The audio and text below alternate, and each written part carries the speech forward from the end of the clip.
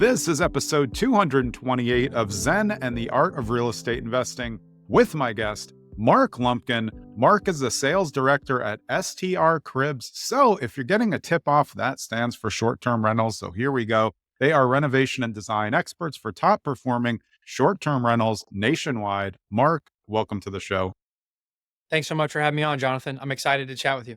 Yeah, I really like talking short-term rentals, but this is such an interesting niche because it's become so much more popularized in the last couple of years in terms of what people are doing. How did you get into this part of the business? Just kind of fell into it, to be completely honest with you.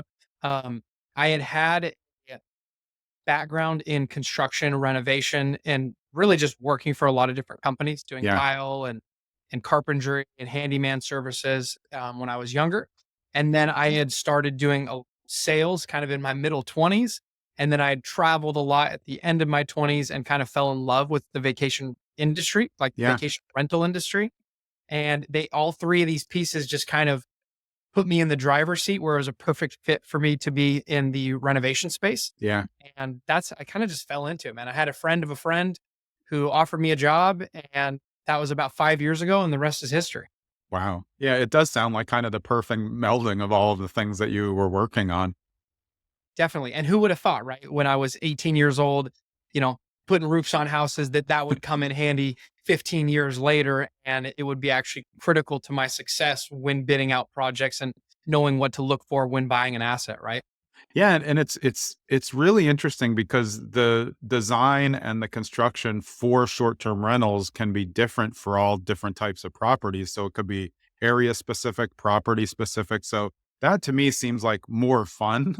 You know what I mean? For somebody who's managing what you are and what the crews are going to do, because it's just, you're not doing your cookie cutter renovation. Everyone's going to be something new. Is that what keeps it kind of exciting? Definitely. Every house, depending on the market, the guest avatar, who's coming to stay in the house, the square footage, the layout, each home has a very unique game plan and something that's special about it that's going to help it stand out.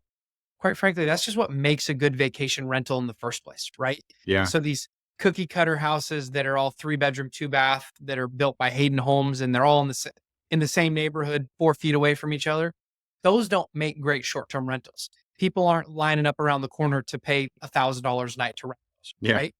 It's the unique property that is a cabin in the middle of the woods or a treehouse style property or a rooftop condo in Nashville, Tennessee that is going to be a bachelorette property. Those are what really stands out and does well. And so, yeah, every home's unique. Every situation is unique. And I think that's what kind of keeps us excited and putting out product that's different every time. If I'm buying a new asset and it's got an old hot water heater and it's functioning and I leave it, that's fine. I might have saved myself $1,000 today. But when my guest calls on Saturday night and they've Yeah. got 10 people in the home and they're going to a wedding tomorrow morning and the hot water heater's broken and they all need to shower, and I have to get an emergency late night call from a plumber, buy whatever one that they have in stock, have him replace it, have a pissed off guest, have to give them a credit because they weren't able to take hot showers. That $1,000 hot water heater just cost me 4 grand because I waited 6 months to do it during my busy season. Yeah. And so we're really thinking about, like, preventative maintenance, longevity, problems that will come up down the line or things you should want to address today because they're easier to handle today than they are in 6 months when you have a guest in the home. Yeah, and that could cause you a 3-star review from an otherwise phenomenal experience where they're like, how, I mean, you obviously read a bunch of reviews. I'm always interested when I see one and I see it's like 4 or 3 stars and it basically says everything was great. And then just at the bottom, they'll say one thing, but PS, the hot water heater broke. And you're like, well, they were just describing like the best day of their lives, but it can happen. It can happen, definitely. And what that three and I'm glad you brought that up.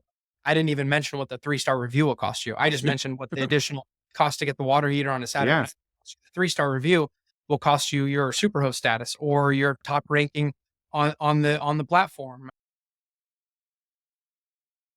I look at markets every single day and I'm oftentimes surprised at the quality of the homes in on page 1 or 2. Yeah. And yeah, if I go to Scottsdale or Nashville or Orlando, I'm going to see some very well done homes that are professionally managed. They've taken it to the next level.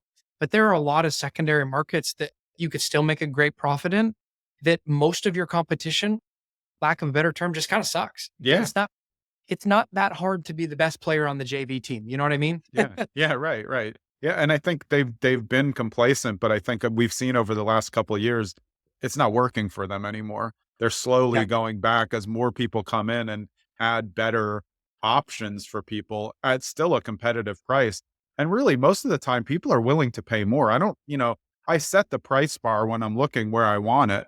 It's usually like too high because I want to see like, oh, let's see what the top is. And then if you're overwhelmed by what you see, it's immediately going to be worth it. I think we've all learned that, especially if you're traveling with multiple groups. That's a no-brainer because the cost per person is so great for you when you travel with 2 families or 3 families. It ends up being nothing. Let's talk about how STR cribs work because I know you guys can pretty much do this in any market. So, how does it work in terms of laying out a plan for someone and then actually getting the construction done? Yeah, it's a good question. We're definitely not in any market. We're in about 20 markets. And the constraints on that would be that we are general contractors. We're licensed, bond, and insured. Right. Okay, that makes sense. Yeah, yeah. And so we have some limitations as to what markets and areas that we can work in with the legality and insurance issues. Um, but how we do it is we've been doing this for 5 years. So it's taken a lot of hard work and Yeah. trial and error to get where we are. We're still not perfect by any means, but every project starts with an inspection report review, a walkthrough of the property, whether that be virtual or physical. We do a design deck. So we have an in-house design team to put together a design plan. And really, it's hard to even know what you're going to do on the construction side until you have a design deck. Yeah, for sure. Because what are you doing? Are you painting one wall? Are you painting 3 walls? Are you replacing these floors or not? So we build a design deck. And then we, like any general contractor, start bidding out all the work to be done, having our floors guys go look at the floors, having the electrician look at the electrical, so on and so forth. We assemble this team. We make everything happen for you. Our team orders the furniture. We do the installation. We pour the concrete for the pickleball. We install the basketball hoop. When we leave, home is guest ready. So we've done professional photos, final professional cleaning. We make beds. We fully stock it with Oh, wow, essentials. it's like really ready to go.